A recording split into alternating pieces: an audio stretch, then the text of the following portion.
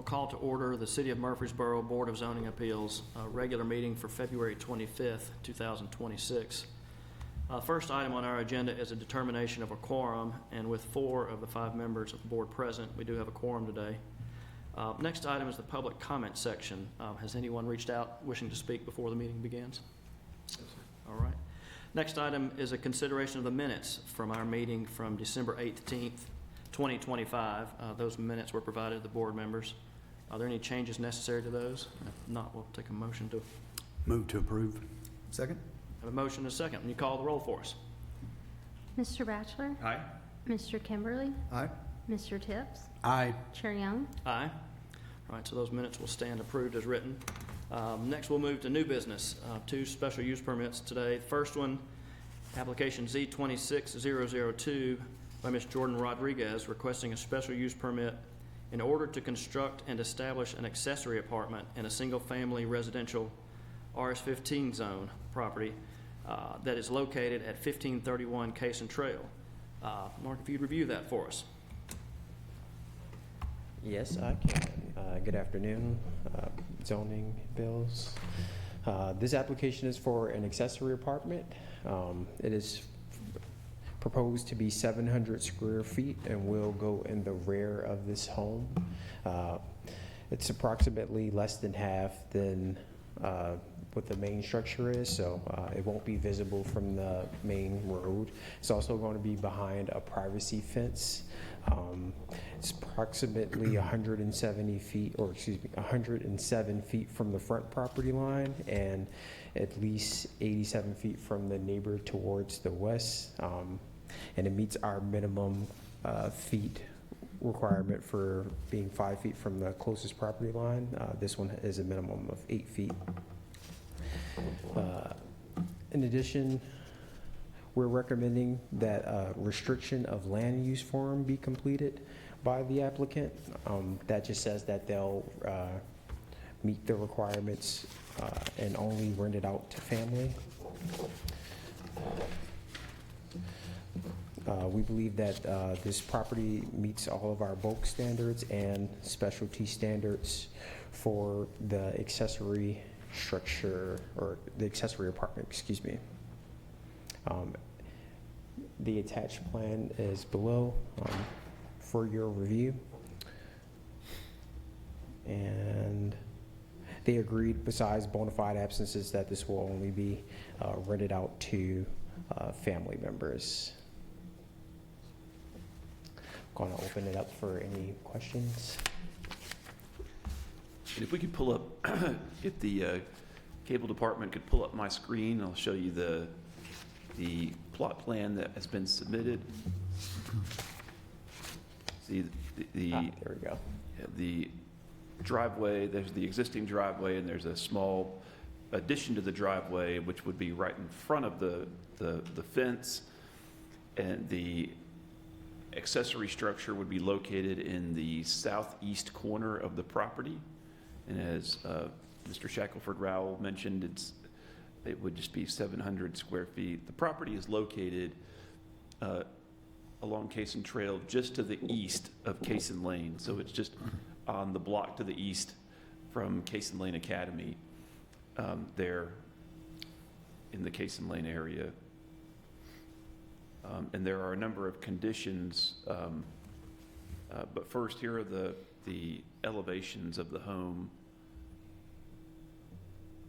or of the proposed accessory structure. And they're proposing to use hardy siding for the exterior materials.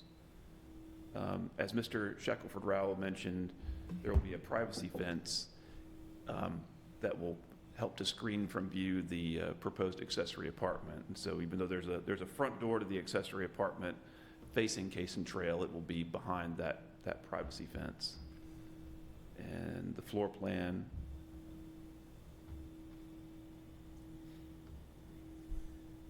And Mr. Shackelford Rowell, would you mind just reading the recommended conditions of approval into the record, please? Sure thing. Our recommended conditions of approval include the owner of this the owner of this property for this accessory structure shall occupy at least one of the dwelling units on the premises, and members of the family or their invited guests shall occupy the other dwelling unit. In no event shall either of the units be used as a rental to non-family members. The second condition is, prior to applying for building permits, the applicant shall complete and record the restriction of land use document that will be prepared by our city legal department, which shall limit the use of the accessory apartment to only what is allowed by our zoning ordinance. The third condition is extend the driveway to accommodate more vehicle parking. Typically, our RS-12 is accommodates 4 parking, but in this instance, we're going to require that they extend it to accommodate more parking. The fourth condition is create a walkway that will extend from the driveway to the accessory apartment. That way, they have like a designated walkway from the driveway. The fifth condition is separate utility meters or service connections included but not limited to electricity, gas, water, and sewer shall not be installed. The applicant understands that. They include that in their application. A separate mailbox or receptacle shall not be installed or designated for the accessory apartment, nor will the accessory apartment be assigned a separate address. We are requiring this condition to keep the appearance of one home. And the last condition is the applicant shall obtain all necessary permits with the Building and Codes Department and shall comply with all code requirements. Thanks. And Ms. Rodriguez is here, as well as her parents, who would be residing in the accessory apartment, if you have any questions for them. Okay. Seems like a couple of new ones, maybe conditions we hadn't seen before. Is that trying to prevent something or just being Yeah, cautious? we learn from experience, I think. Okay. And there, are things, I think, that we see that we learn from that make something resemble a separate dwelling unit, and kind of set it up for rental purposes, which is not permitted by our zoning ordinance, such as a separate address, a separate utility meters, which kind of create more of a separation from the main house. And the whole point of an accessory apartment is that it's accessory to the principal structure on the property. An accessory, a detached garage is accessory to the principal structure. In the same way, this accessory apartment must be accessory to the principal use on the property, which is that of the single-family residence, as opposed to a separate, unrelated dwelling unit. Makes sense.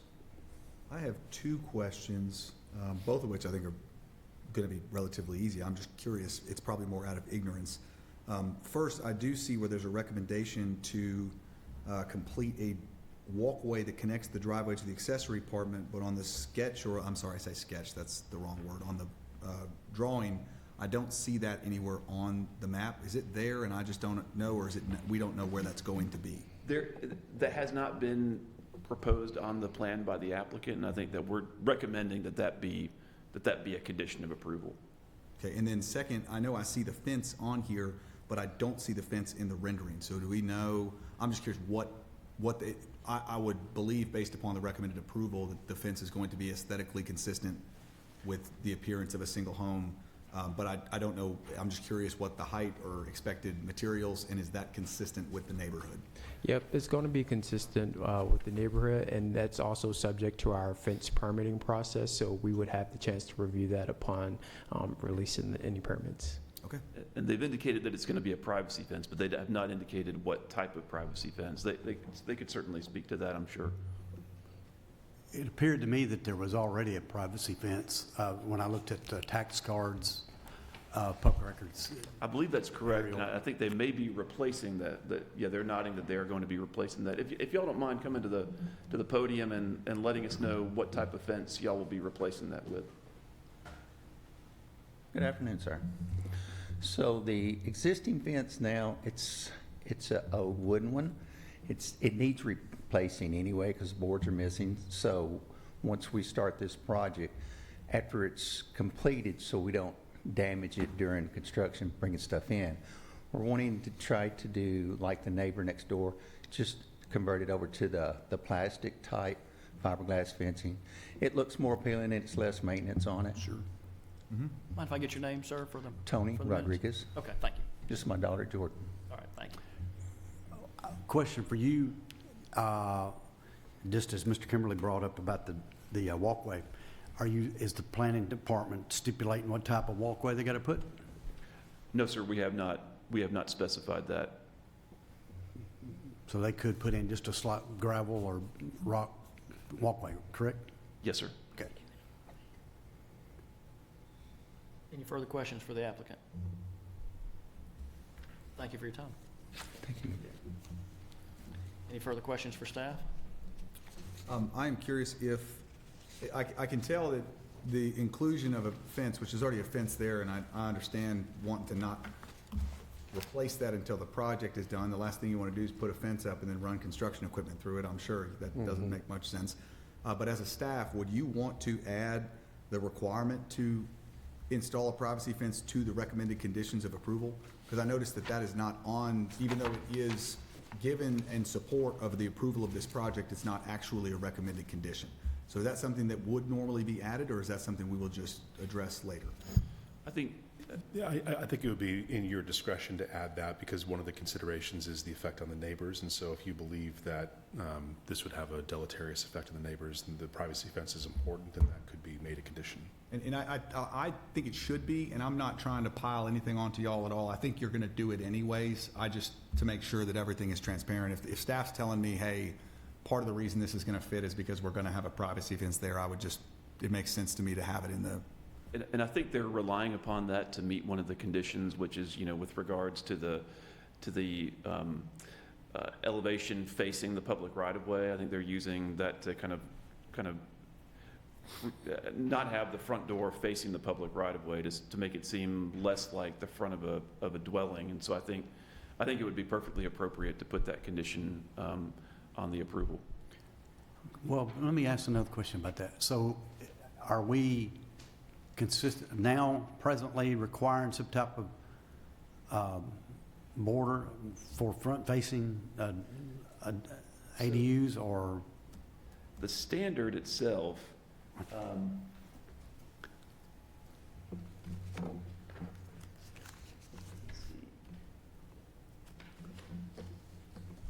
think it's mentioned under number 3. it says the accessory apartment shall be designed so that to the degree reasonably feasible, the appearance of the building remains that of a one-family residence. That's kind of more referring to if the accessory apartment is in the principal structure on the property. In general, any new entrances in an existing structure shall be located on the side or the rear of the building. So I think that standard is probably more geared towards when there's an accessory apartment that's being built in or added onto a principal structure as opposed to a detached accessory structure. I think we've kind of extrapolated to apply it to the detached accessory structure, but I think it would be a matter of interpretation of whether or not y'all extrapolated it the same way and thought that the privacy fence was necessary in order to meet that standard.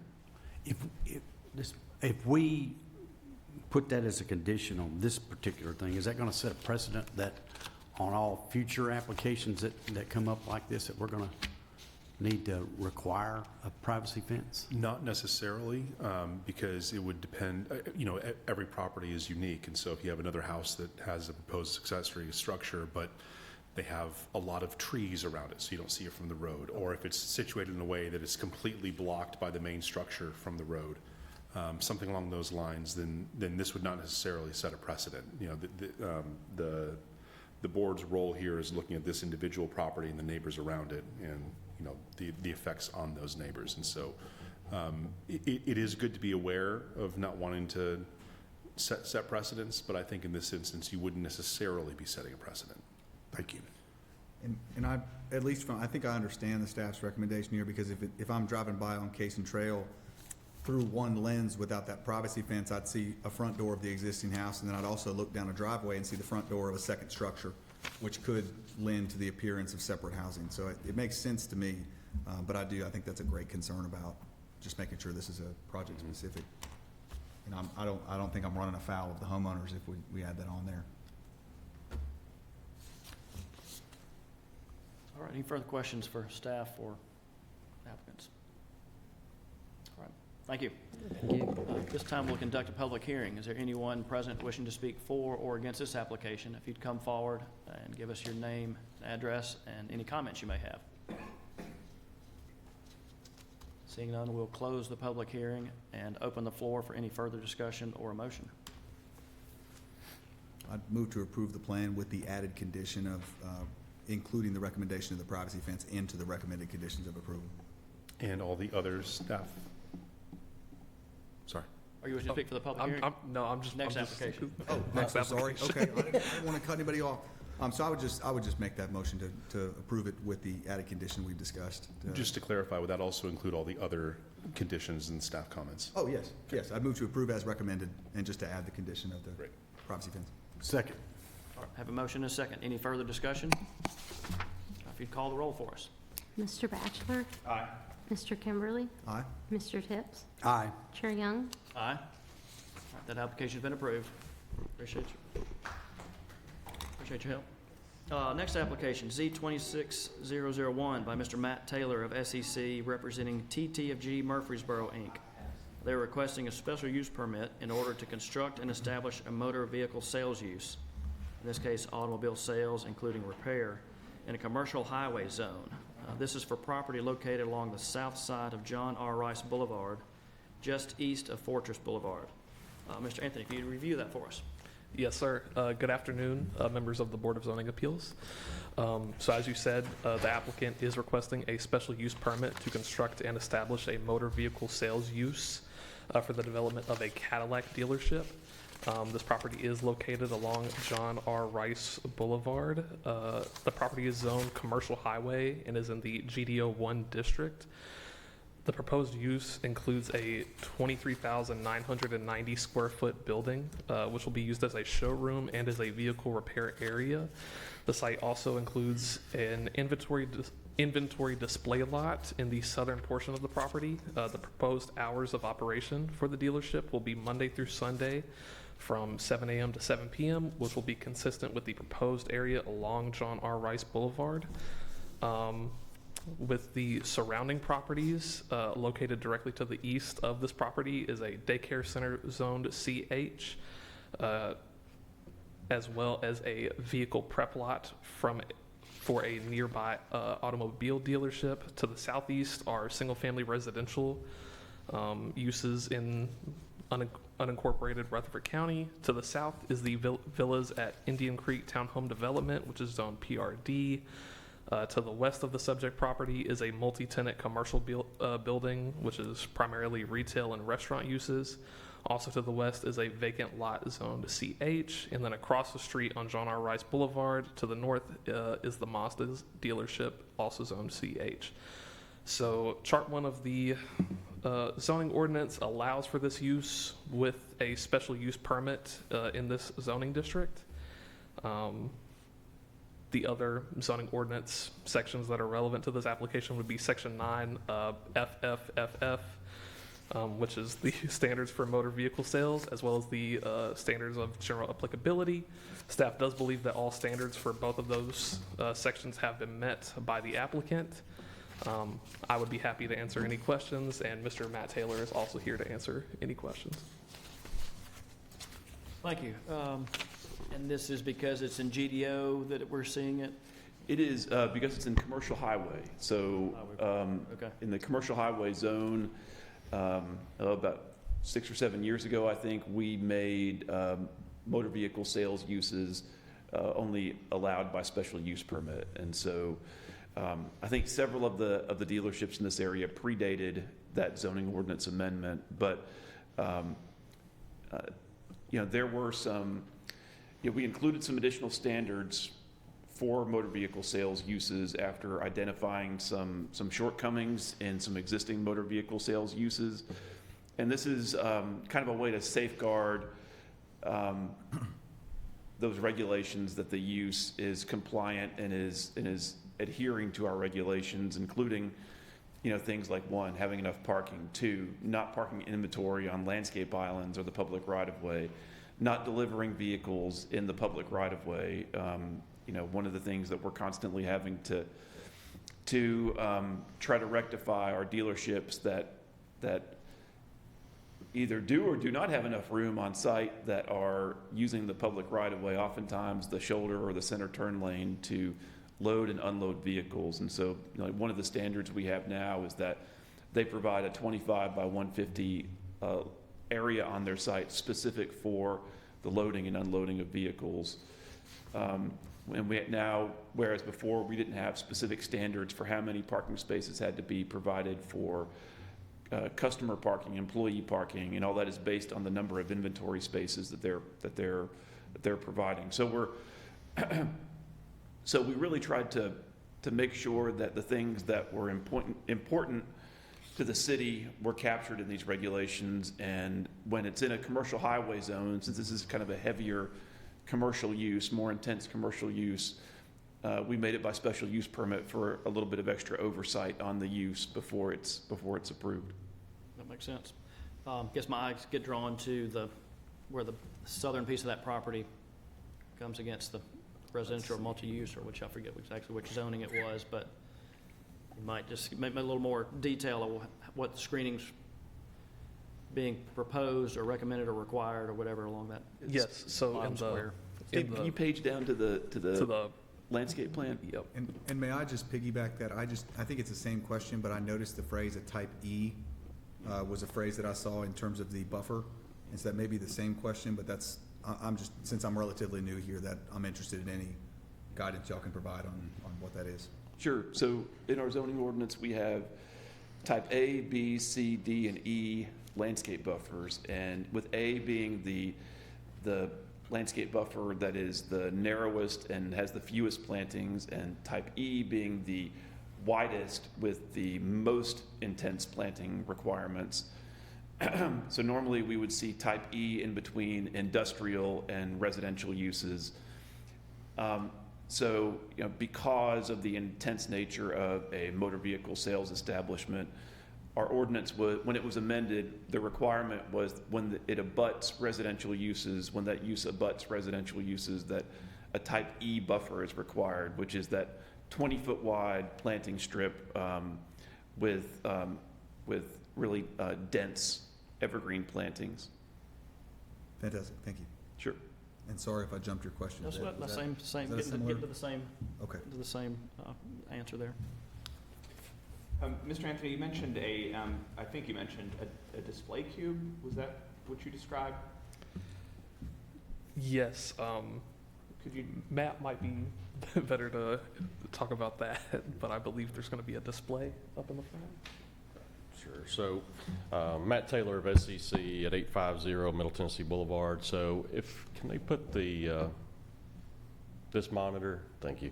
So, I think the display areas are these two circular areas here. Those will be outdoor areas, and then this will be the showroom. And so there'll be some more glass up in this front area, but this would be the outdoor display areas. You might be thinking of the display cube like GM has. We're not going to have anything like that. So this is they are some outdoor, but the ordinance allows for that if you designate it and you have the appropriate landscaping. So that's exactly what those areas are, and this process is intended to preserve. Is that just like a raised area or just a concrete pad? Or It's like a concrete pad. So you drive it. It will have a curb, but it will be flush, so it won't be elevated. It'll be 6 inches above the pavement, and that's really it. Is it meant for a single vehicle? There's probably two. That would probably fit two, I think. I don't think it would fit any more than that. Is there something similar for the other motor vehicle sales retail in that same area? There Mazda and is. whatnot? Yeah, Mazda has one, I think, directly at the intersection of Fortress. I do not recall what GM has, but I know that Honda had some very similar type facilities out front as well. Mr. Blumley may be doing this already, but could we, if there is an existing one, just for reference, I think that would be helpful to visualize. Just dropping my Google Street View friend right now. Matt, was that right on the corner? I believe that's right. It's going off memory. I've not been through that intersection in a minute. So those can be in the right of way, I guess.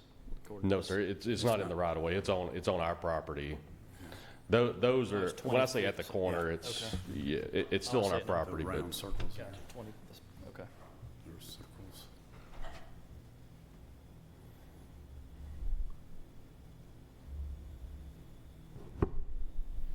and while Mr. Blomley's doing that, we've provided the loading zone here, but the same owner owns the GM dealership across the street, so all the unloading and loading is meant to take place across the street. They'll just drive the individual cars over, and they're going to do that because they have some sort of pre-inspection, like, so whenever they get offloaded, they run through to make sure they don't have any dents or dings coming from the factory, and so they go through all that over there, and then they'll bring over individual cars here. So in the event that this property was sold, or that company was no longer, It's still it would protected. still be there. That's right. It's still facilitating Yeah. that. Yes, sir. Good idea. And Mr. Blomley's right. It's a fairly new process, but I think we went through this same process, the special use on the Nissan. They were going to move their dealership over off Warrior at 99. I think Mr. Tips and Mr. Young were on the board then, but it wound up didn't get built. But I think we went through these same things. That might have been the first one I was a part of, at least. So. So if we could move over to my computer. This is the GM dealership right across the street. I couldn't find one on the Mazda dealership, but that's on GM. Okay. I could be misremembering there. Maybe we did it we might have done it right in front of the building on the Mazda, Matthew. Yeah. So see though, that's what I was thinking of. I'm sorry.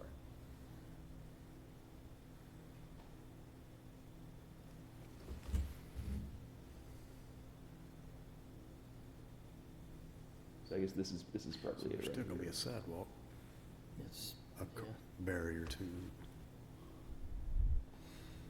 just a way to break up the parking lot, it looks Yeah. like, instead of yeah. an elevated platform or anything.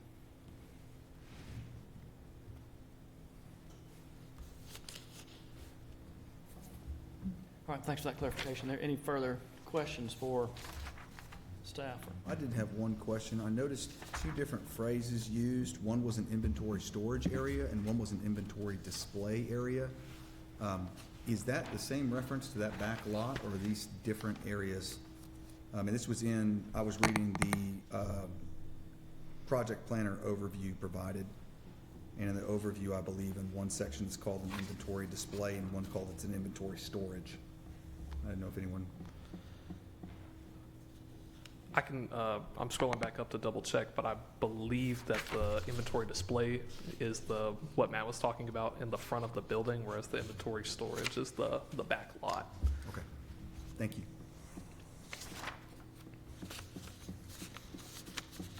Has there been any feedback from residential neighbors about the plan? We haven't gotten any calls or feedback from residential. And we made sure to send the notices not only to,